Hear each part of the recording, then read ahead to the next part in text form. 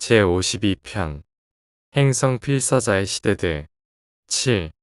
교육아들 이후의 인간 보통의 진화세계에 도달하는 다음 순서는 삼위일체 교육아들들, 즉 파라다이스 삼위일체의 신성한 아들들이다. 유란시아는 너희 예수가 돌아오기로 약속했다는 점에서 자매 구체들과 보조를 맞추지 못하고 있다.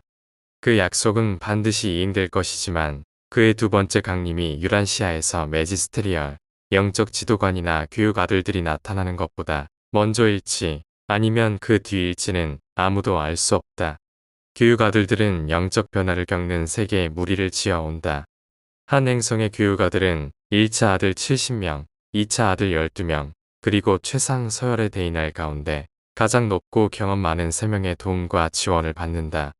이 군단은 진화 시대로부터 빛과 생명의 시기로 전환하는 데 충분할 만큼 행성 시간으로 최소 1000년, 흔히 그보다 훨씬 긴 기간 동안 한 세계에 머물게 된다.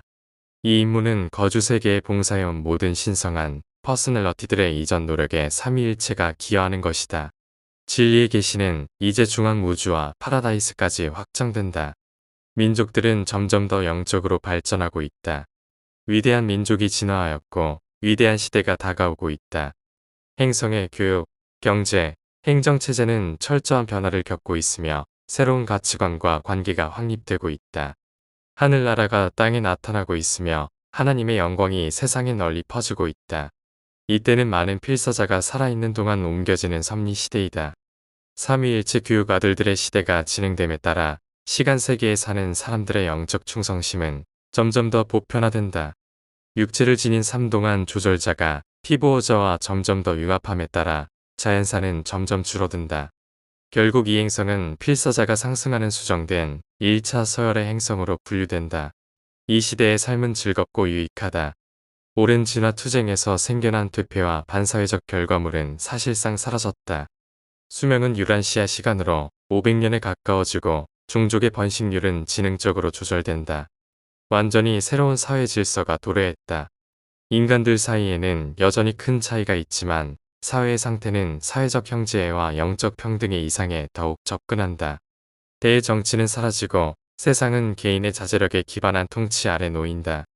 정부의 기능은 주로 사회행정과 경제조정이라는 집단적 과제에 집중된다.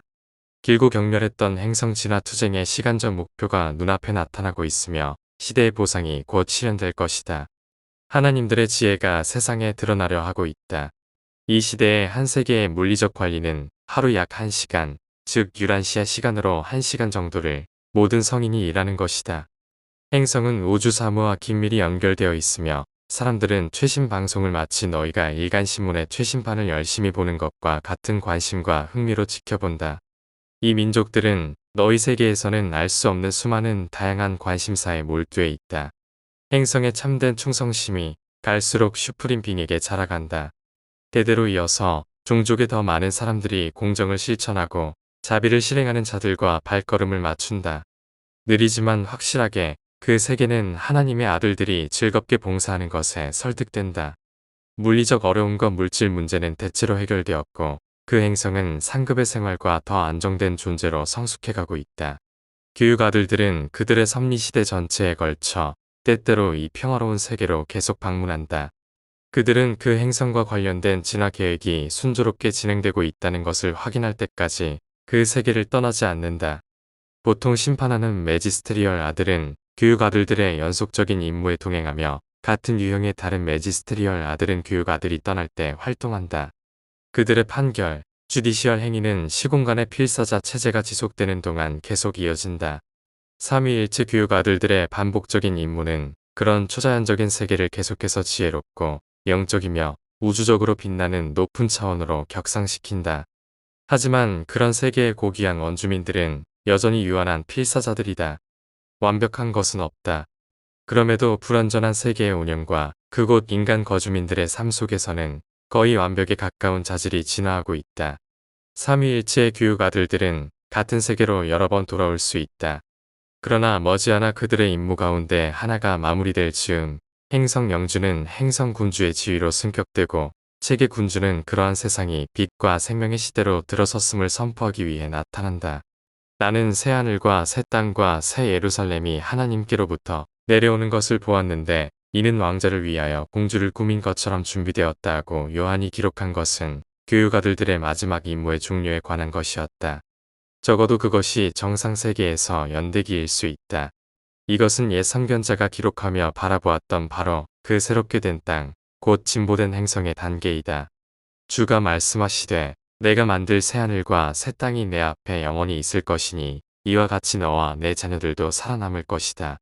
세 달부터 다음 세 달까지, 한 안식일부터 다음 안식일까지 모든 육체가 내 앞에 경배하러 나올 것이다. 그러한 시대의 필사자에 대하여 이렇게 묘사되었다.